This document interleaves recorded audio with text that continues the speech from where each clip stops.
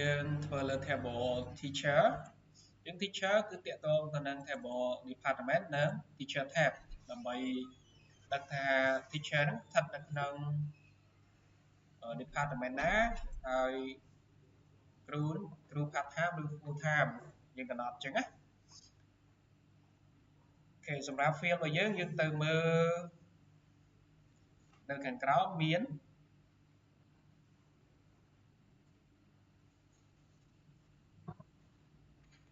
នេះយើងប្រើ sheet data ដើម្បីបញ្ចូលនៅពេលដែលយើង migrate ទៅយើងបញ្ចូល record ចូលអានេះខ្ញុំ generate ចេញពី AI ដែរទេ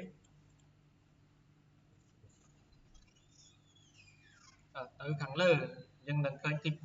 teacher មានអីខ្លះ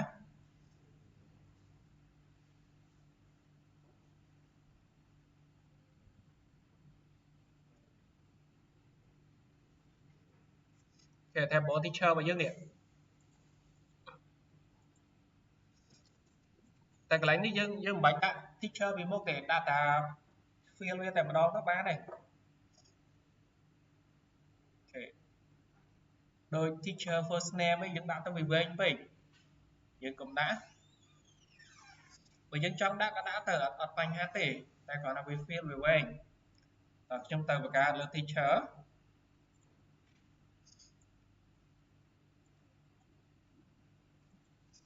គេយើងចូលទៅក្នុង model ហើយយើងមកស្នាមលើ model យក add class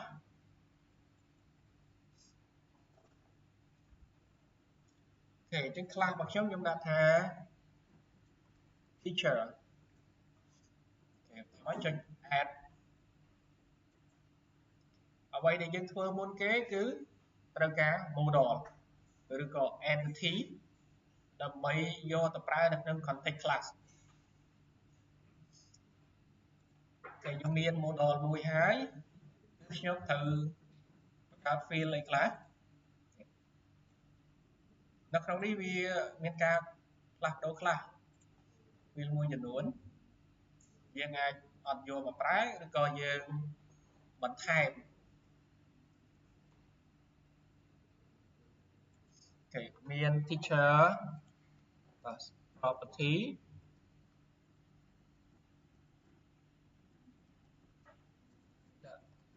model name ជាប់មួយ ID teacher ID first name last name prop ដូចជា string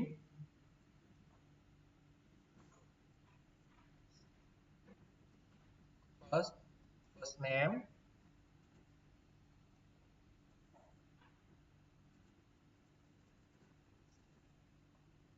last name public string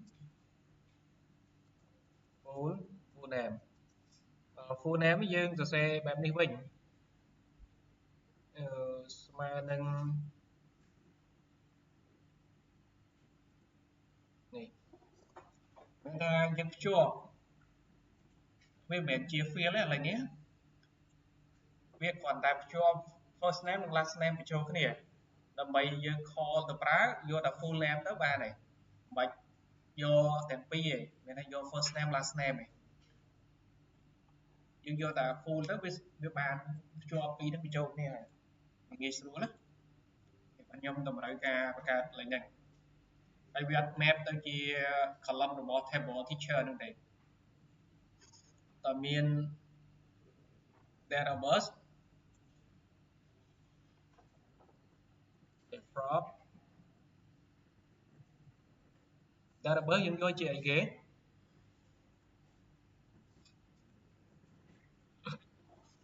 យើងដឹង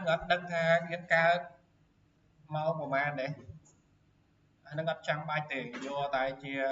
date only មកបានទេបើយើងយក date time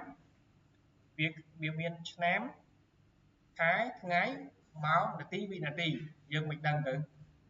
យើងយក date only បានហើយអូខេបន្តមកយើងដាក់ថា database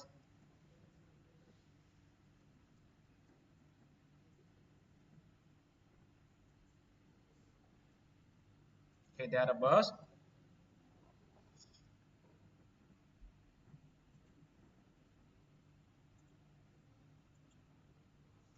gender cái gender នេះខ្ញុំទុកសិន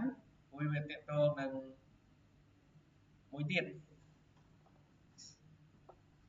យើងត្រូវការបង្កើត e ណាមួយដើម្បី call យកមកប្រើគេ prop string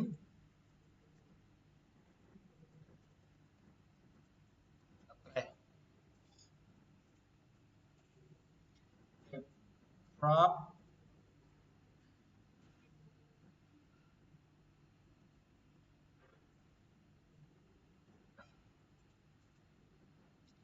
យើងធ្វើបែបនេះវិញវាងាយស្រួលជាងចង់ gender សម្រាប់ gender កន្លែងនេះគឺយើងត្រូវបង្កើត class មួយទៀតដែលយកជា enam គេខ្ញុំមកស្ដាប់លើ model ខ្ញុំបង្កើត class មួយទៀត class ហ្នឹងខ្ញុំដាក់ឈ្មោះថា gender គឺយើងបង្កើតជា enam ដើម្បី call gender ហ្នឹងយកមកប្រើណាចូលនៅក្នុង teacher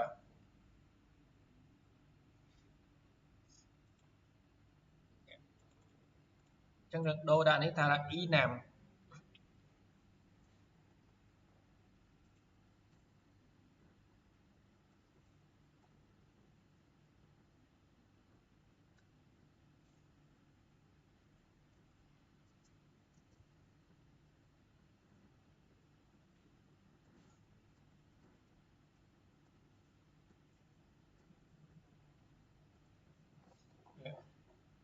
មានតាក់ទង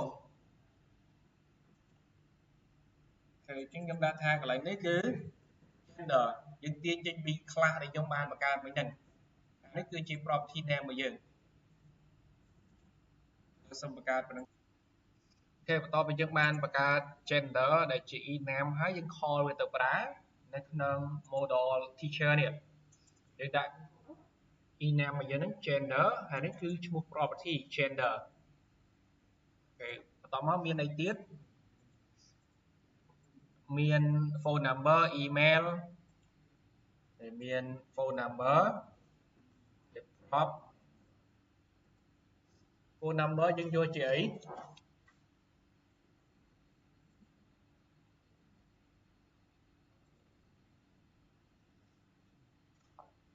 យើងយកជា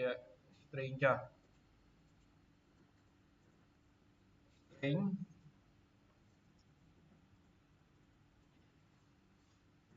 phone number ខ្ញុំអត់ទាន់បានដាក់annotation នៅលើ property ហ្នឹងឯងមាន email prop ក៏បានដែរតែបើយើង in បញ្ចូលបានតលេទេខ្លាចគេបញ្ចូលសញ្ញាបូកសញ្ញាអីមកគេបូក8 855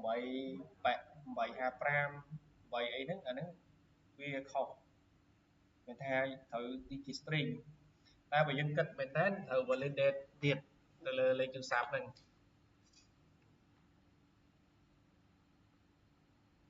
សូម្បីតែឈ្មោះក៏យើង convert ទៅអក្សរតូចទាំងអស់ដែរជាការកត់លេខគ្នាអក្សរតូចអក្សរធំអញ្ចឹងណាអាហ្នឹងត្រូវកំណត់ validator និង validation សម្រាប់ system មួយដែលយើងគិតឲ្យមាត់ចត់ណា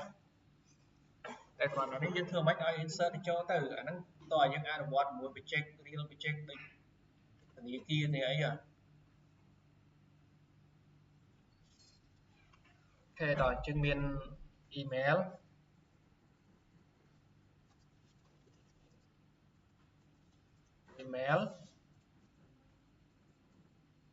មានអីទៀតមានរូបភាពអញ្ចឹងរូបភាពគឺខ្ញុំត្រូវ upload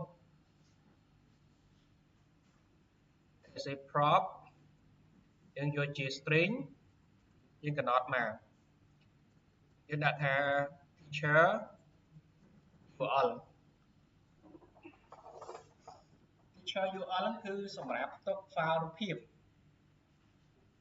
គេ file name ដូចថារូបរបស់យើងឈ្មោះ 123.png គឺយើង store រូបហ្នឹងនៅក្នុង database របស់យើងគឺជា file name ហើយរូបភាពរបស់យើងគឺ store ទុកនៅក្នុង project យើង save មួយទៀត prop I form file គឺយើងប្រើសម្រាប់ upload រូបភាព I form file ហ្នឹងណាហើយខ្ញុំដាក់ថា teacher image កន្លែងនេះយើងអត់ធ្វើការ map ទៅកាន់ធ្វើជា column របស់ table ទេគឺយើងដាក់ not map អានេះគឺយើងប្រើដើម្បី upload យើងទាញចេញពី I form file ហើយពេលនេះ store រូបភាព field នេះណាតែ property មួយនេះមិនធ្វើវាទៅជា column របស់ table ទេយើងដាក់ not map ហើយអានេះយើងត្រូវយកនេះ namespace មួយនេះគឺ component model data annotation schema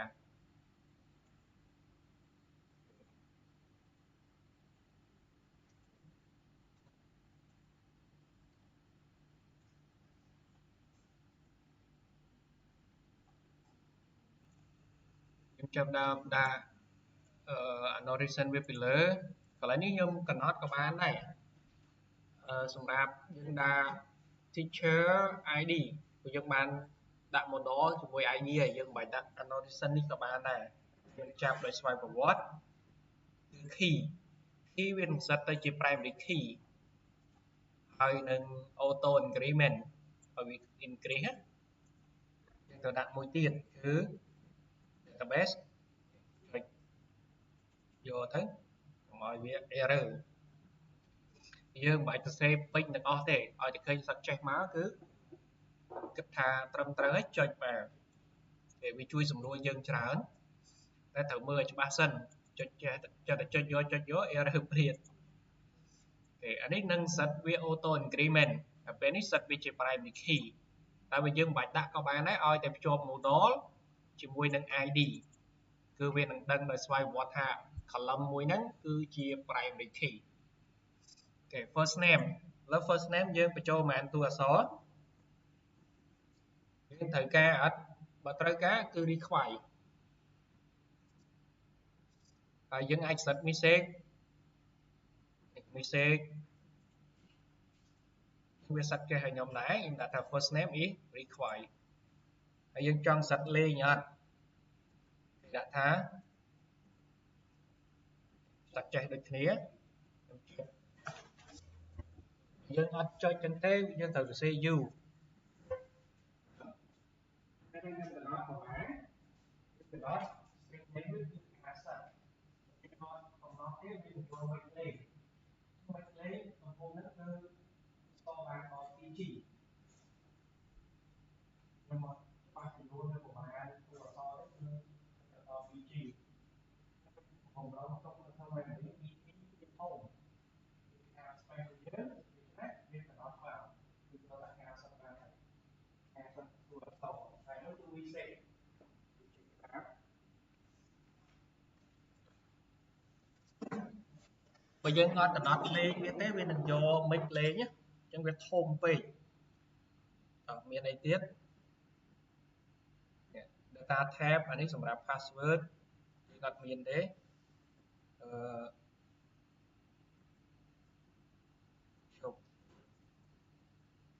ខ្ញុំមើល annotation តិចសិនគេមានមិចគឺយើងអាចកណៈដាក់នេះមួយទៀតទៅមិចលេង50ឯងកណ្ដចិត្តបញ្ចូលបានច្រើនបំផុតគឺ50តួអក្សរដល់ពេលយើងដាក់ទៅវាពេញអានេះអស់ហ่ะពេញហើយមា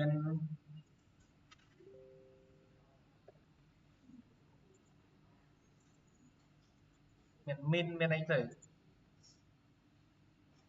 បងប្អូនមាន phone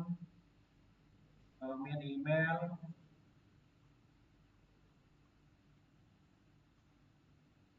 យើងចង់ផ្លាស់ប្ដូរ column name ទៀតបានអត់បញ្ហាទេគឺយើងប្រើ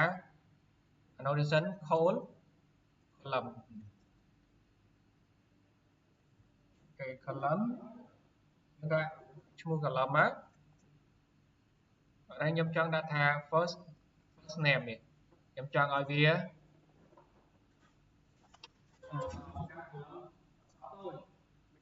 វាធម្មតាទីនឹងធ្វើការយកគ្នានេះគឺប្រព័ន្ធនេះធ្វើជា column វាឈ្មោះ first name អក្សរធំមកអក្សរពីមុខទៅអក្សរធំហើយពាក្យទី2របស់អក្សរគឺអក្សរខាងមុខប្រើអក្សរធំដែរហើយចង់ផ្លាស់ប្ដូរវាទៅប្រើ underscore នេះគឺថាannotation ពូណា column ហើយយើងចង់កែប្រែទៅលើ property ណាគឺដាក់នៅលើ property ហ្នឹងណាយើងច្រឡំគេថានេះគឺសម្រាប់ឲ្យ first name មួយឯងយើងដាក់នៅលើ property នេះ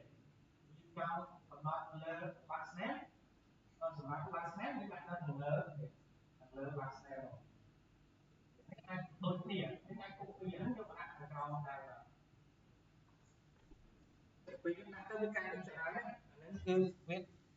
សម្រាប់ property ណាយើងត្រូវគិតខ្លួនឯងថាយើងត្រូវដាក់ annotation អីដើម្បីកំណត់ទៅលើ property ហ្នឹងខ្ញុំ copy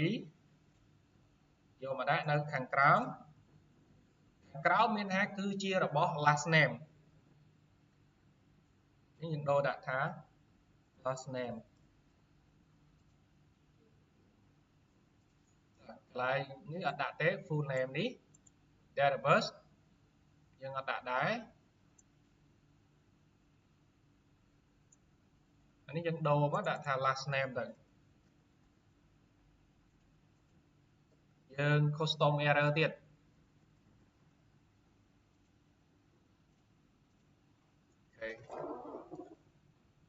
ចឹងវារឿងច្រើនបន្តិចអូខេយើងសម្រាប់ first name last name អត់ទេយើងដាក់ហើយអីយើងអត់មានកែអីទៀត variable អត់ទេ gender បាច់តែ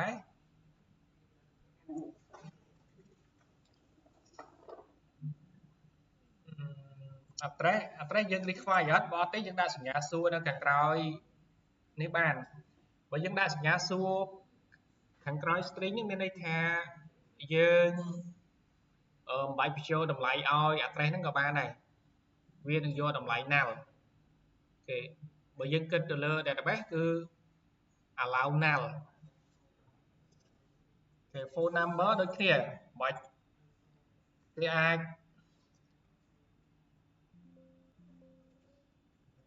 អាចបំពេញក៏បានមិនបំពេញក៏បានដែរវាអត់មាន require ទេហើយ email ដូចគ្នាអត់គេដូចគ្នា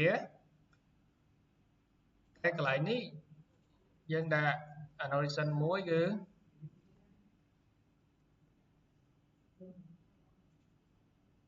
អូខេ address យើងមិនបាច់ដាក់អីទេដាក់ require វាអត់ត្រូវទេអត់ទាមទារ data ហ្នឹង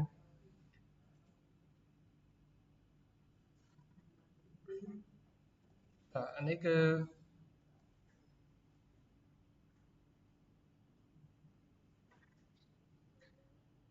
phone number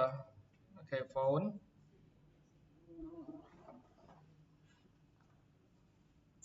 គឺកន្លែងនេះគឺសម្រាប់ phone number មួយទៀតគឺ email email address នេះអូខេកន្លែងនេះយើងដាក់សញ្ញាឧទានដែរនេះខ្ញុំដាក់សញ្ញាសួរច្រឡំញ៉ាំអូខេតោះសញ្ញាសួរហ្នឹងមានថាគឺយើងមិនបញ្ចូលក៏បានដែរវា allow now ហើយយើងចប់ហើយសម្រាប់ការបង្កើតជាមួយនឹង teacher បើខ្ញុំបាន model ហ្នឹងហើយយើងត្រូវធ្វើម៉េចទៅធ្វើវាទៅជា table នៅក្នុង database របស់យើងបានហើយបញ្ជាក់កន្លែងនេះបន្តិចគឺកន្លែង image URL គឺយើង store teacher URL គឺយើង store file រូបភាពឧទាហរណ៍ file យើង 123.png គឺយើង store file name ហ្នឹងដាក់ចូលនៅក្នុង column ហ្នឹងហើយកន្លែងនេះយើងប្រើដើម្បី upload គឺចេញពី i form file យើងប្រើ teacher image ដើម្បី upload ហើយយើងដាក់ node map នេះគឺយើងអត់ធ្វើ property មួយហ្នឹងទៅជា column នៅក្នុង table របស់យើងទេ node map ហ្នឹង ignore ទៅលើ property ហ្នឹងចោលយើងកុំភ្លេចកន្លែងហ្នឹងបើយើងអត់ដាក់អាចធ្វើការ run ទៅ error តោះយើងចាប់ដើមទៅ call model ទៅប្រើចូលនៅក្នុង context class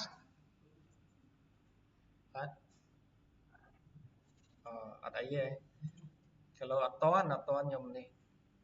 ឡូវខ្ញុំ call វាមកប្រើសិនចូលនៅក្នុង context class យើងសរសេរ prop db set ដាក់ឈ្មោះគឺ teacher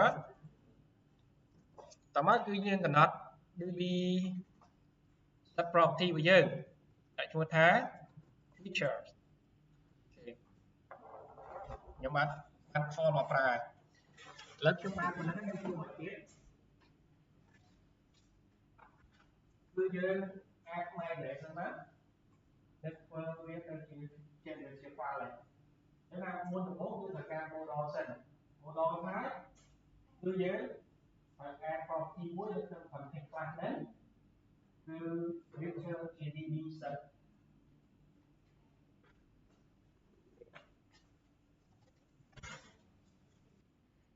ឥឡូវខ្ញុំធ្វើមកទៀតដើម្បីឲ្យវា generate ទៅជា table បាទ add migration មកគឺយើងសរសេរ add migration ដាក់ឈ្មោះបើថាខ្ញុំ add teacher ខ្ញុំដាក់ឈ្មោះថា add teacher table គេយើងដាក់ឈ្មោះហ្នឹងទៅដើម្បីសម្គាល់គេអក្សរតូចក៏បានដែរ enter ឃើញគេសរសេរអក្សរធំពីមុខអញ្ចឹងយើងសរសេរតាមគេទៅវាមិនមែនជា rule ទេវាគឺជា convention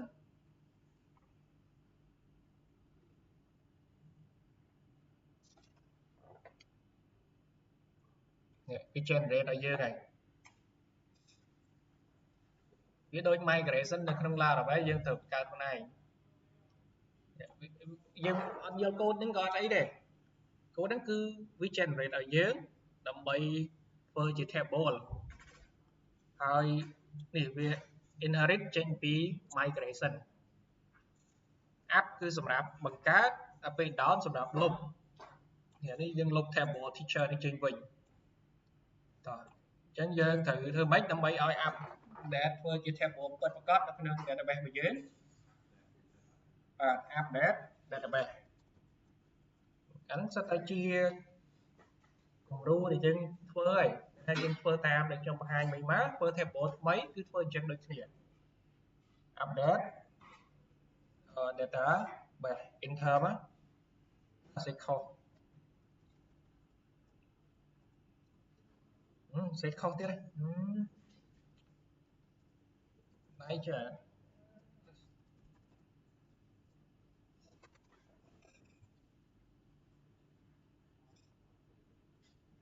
ហើយចូលហើយអត់មាន error ទេតោះអញ្ចឹងយើង